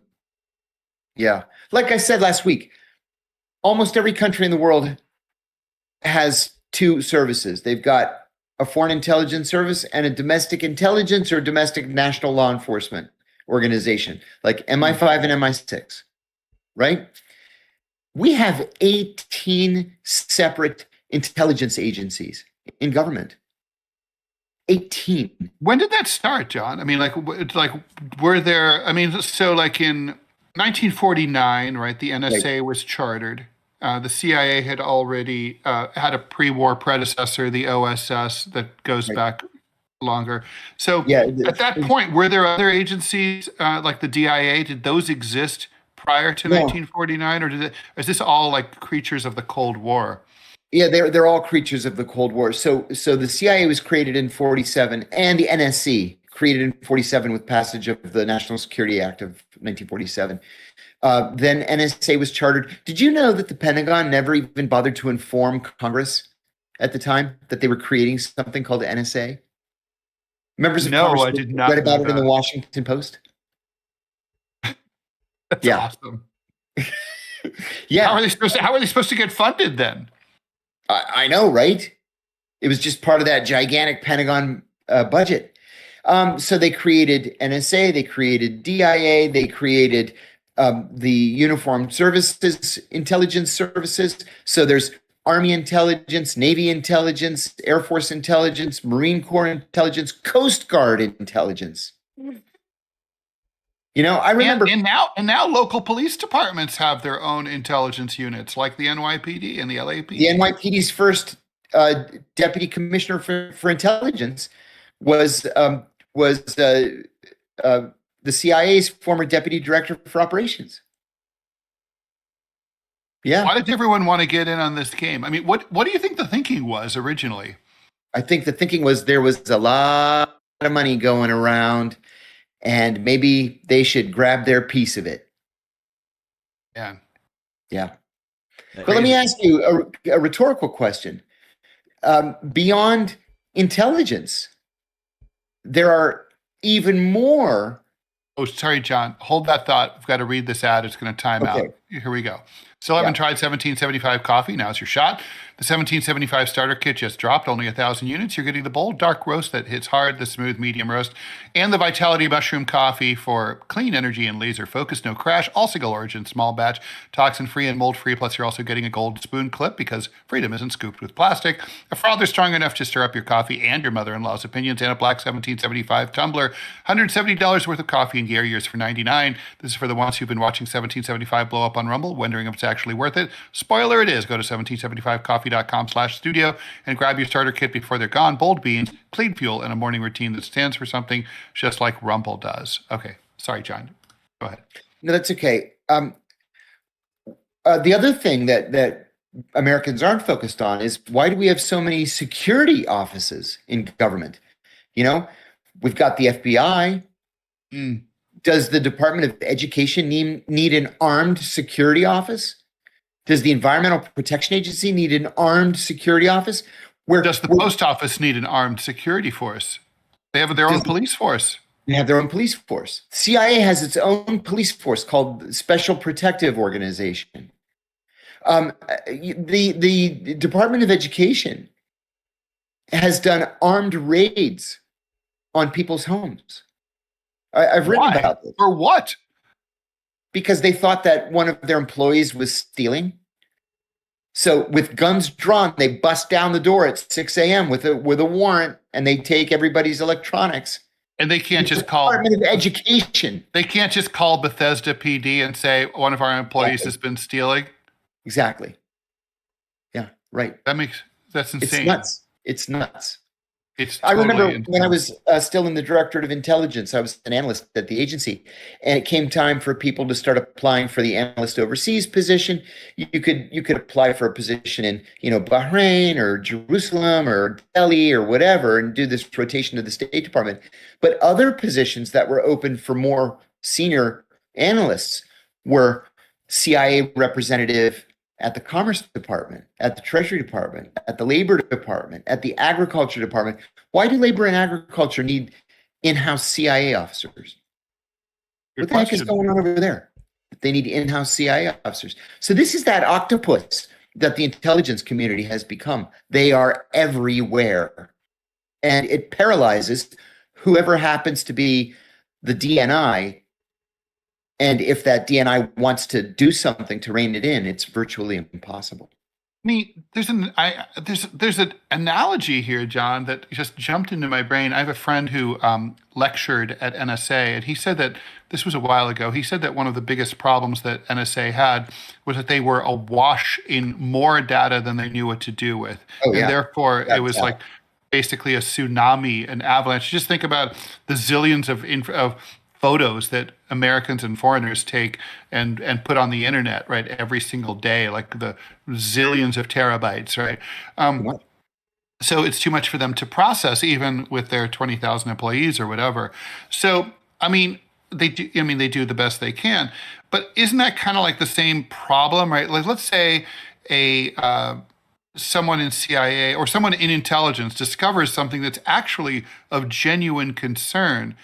How do they get that to the attention of someone who can actually do something about it. If it's a genuine threat to national security, if there's a zillion things like, oh, we're worried about, the Chinese, doing something to our crops over at the, and our ag person over there is telling us this, and we got that, we've got the cyber, we got this, we got that.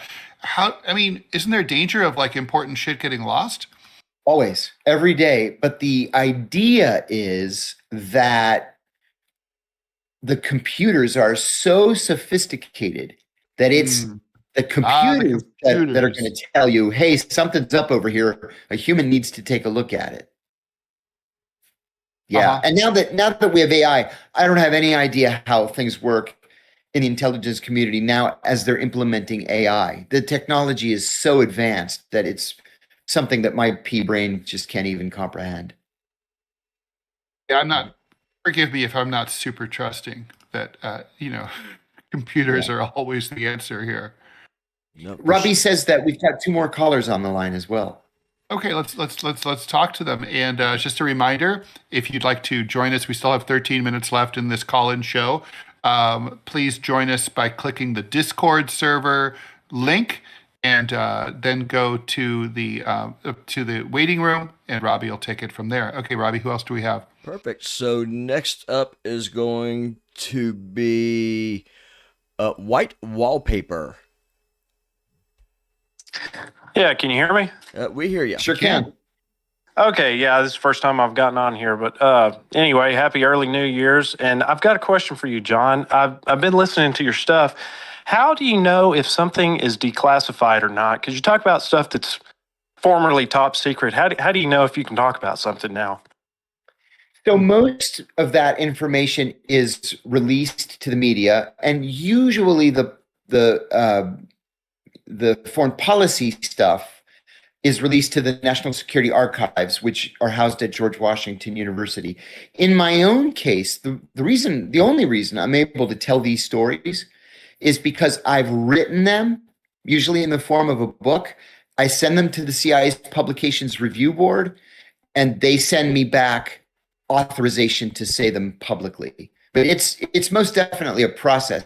And in many cases, it can become a lengthy process. If I write an op-ed, for example, that mentions the CIA intelligence policy, foreign policy, or something like that, I send it to the CIA, and they'll usually clear it in an hour or 2. If I send them a book, the fastest they've turned around a book is 2 weeks. One of my books, is 2 weeks. My first book, it took 22 months to clear because the whole book was about the torture program, basically. But I was writing, George Tenet was writing, Jose Rodriguez was writing, Bob Gramier was writing, everybody was writing. We all wanted to tell these stories or our own versions of these stories. And so finally, they just declassified the information. So it's a process, and it can be a cumbersome one. John, what stops them from just, saying like, look, this guy, we hate John Kiriakou. He's persona non grata at the agency. Yeah. Why don't we just tell him to fuck off and ignore his emails? And they did. Well, they have to respond. That's what the law says, the declassification law. But what they did is they just said, screw you, the entire book is classified. And so the first time I wrote back, I said, received your denial letter, but it is not classified that I went to George Washington University and that I was born in Sharon, Pennsylvania.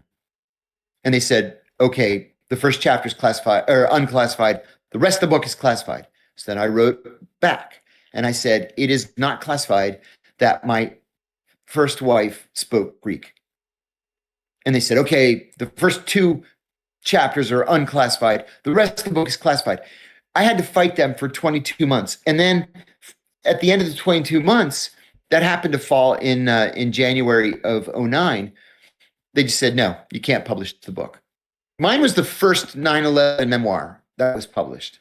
So they said, you can't publish the book. So I called an old boss of mine who had risen to be an incredibly senior CIA officer. And I said, what do I do here? I said, yeah, 22 months I'm fighting these guys. And he's like, wait 2 more weeks until Barack Obama becomes president, and then I'll be able to get it cleared for you. And so I waited patiently for 2 more weeks. Obama takes the oath of office. I didn't know that they're preparing to prosecute me, but the right hand didn't know what the left hand was doing. My buddy called whoever it was that he called at the White House. They called the CIA and said, let this book through. And I got the book published. I will say in the end, they took out 90 pages, which is a lot.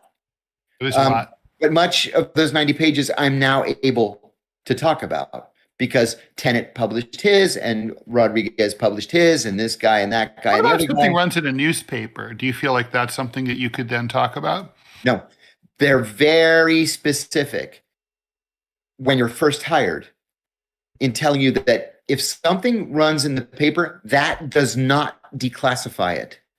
That's a leak. Right. And so I'll give you another example. When I was working for the IPS, Institute for Policy Studies, the oldest think tank in Washington, I wrote an op-ed about something that appeared on the front page of the Washington Post. And I sent it to the CIA for clearance. And they said, nope, you can't say this. I said, it was on the front page of the Washington Post. And they said, and this is the term that they use, they said, it is currently and properly classified. Just because somebody leaked it to the Post doesn't mean that any former CIA officer can talk about it. Is there any valid reason for that in your mind? No. No, because the CIA leaks all the time. The CIA will call the Post and the Times and the Journal and say, hey, listen, we've got a story for you. And they'll leak classified information. The White House leaks like a sieve. The Pentagon is like a fire hose. But those people don't get prosecuted because those are official leaks. So is the justification that, like, okay, maybe it leaked into one source, but like if we now treat it as unclassified, then it would get out even more? Is that basically it? It become even easier to find? Yeah, in part. And in part, if they were to confirm it, that would legitimize the leak. I see. It would be rewarding the leaker? Is that basically what you mean? Yeah, Or in that part. Or it would be like the it would CIA verify it. Yeah, or like saying, having the CIA say, there's no torture program, there's no torture program, there's no torture program. And then John leaks it and they're like, oh, okay, there's a torture program. Right. Yeah. Gotcha. Okay. All right, interesting. Y'all ready? That's a great question. Y'all ready for our last caller of the day? I thought it was funny when I worked at very quickly. So for my senior thesis in college, I did research at the National Archives and also at the FDR Library, a bunch of other places. But it was really fun, and the process was really interesting. Like they told me at the archives that they bring me bankers boxes full of files, and they were like, basically, nothing's been looked at to see if it's classified or not.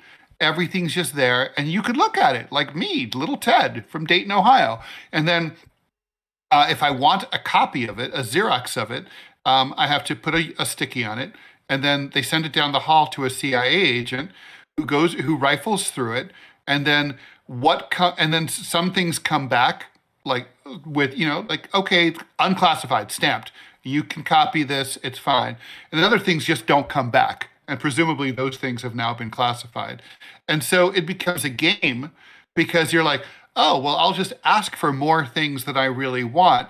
And I'm not really sure this particular CIA agent might know a lot about like the politics of Azerbaijan or whatever. And so we'll just sort of ask for more than you need. And then you get things back that you're really surprised came back, and they keep things that you're also surprised that they keep. It's a very strange process. Anyway, yes, Robbie. One last thing. I remember sitting in a briefing when I first started at the CIA. It was an NSA briefing, and the first thing out of the guy's mouth was, the word "zarf" when standing alone is unclassified. I was like, what the fuck is that supposed to mean? And one of the guys I was in there with turned to me and said, "Zarf is a control that NSA used in the 50s. So something is classified top secret Zarf. So you had to be read into the Zarf compartment. But Zarf no longer exists. And that's awesome. All that shit is so old that all of it's unclassified."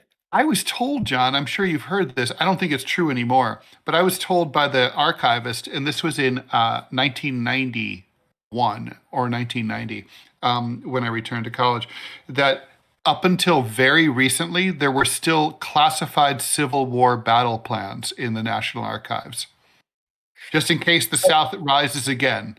A friend of mine at the CIA was assigned for a year to the Holocaust Task Force because there was World War II era information related to the Holocaust that was still classified.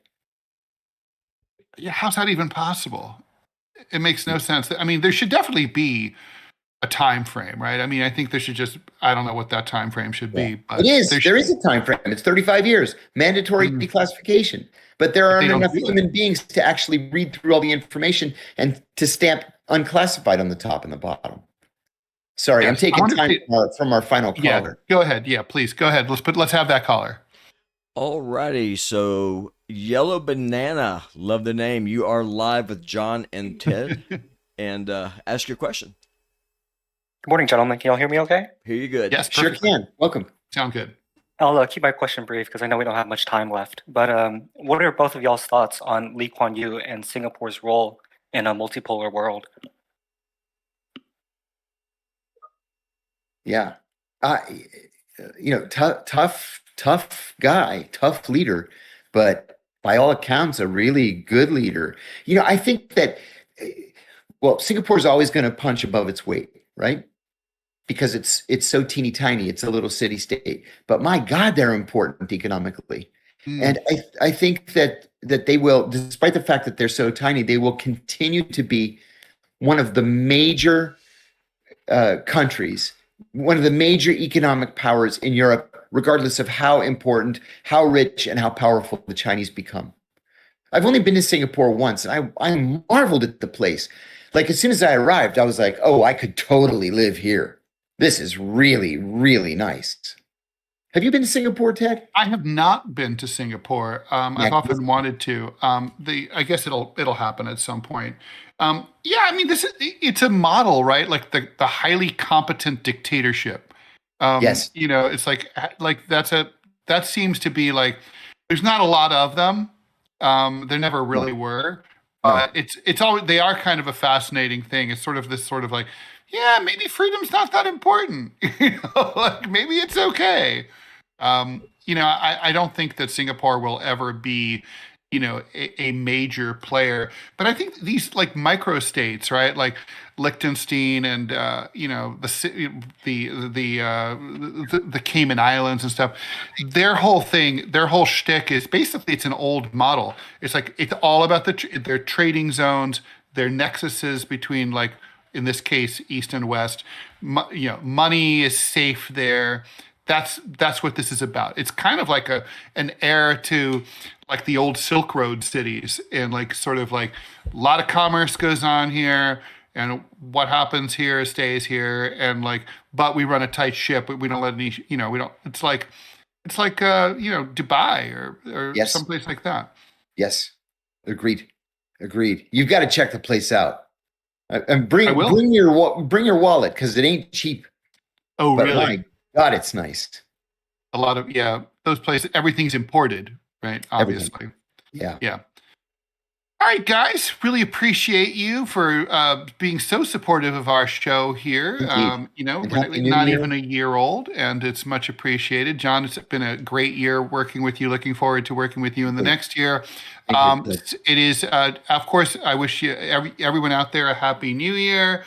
Robbie, please rest up and get better. Enjoy the day off. We will be back Friday at 9 a.m. Eastern Time. We're going to do another 2-hour show on Friday, January 2nd. We're here Monday through Friday, 9 a.m. But again, I'll reiterate, Friday we'll be here from 9 to 11. We'll be back on the regular 9 to 10 a.m. schedule on Monday, January 5th. Please like, follow, and share the show. Take care. Happy New Year. Have fun. Drive Happy safe. New Year, everybody. Don't really stay off the roads if you can tonight. Amen. Bye. Bye. Bye, y'all.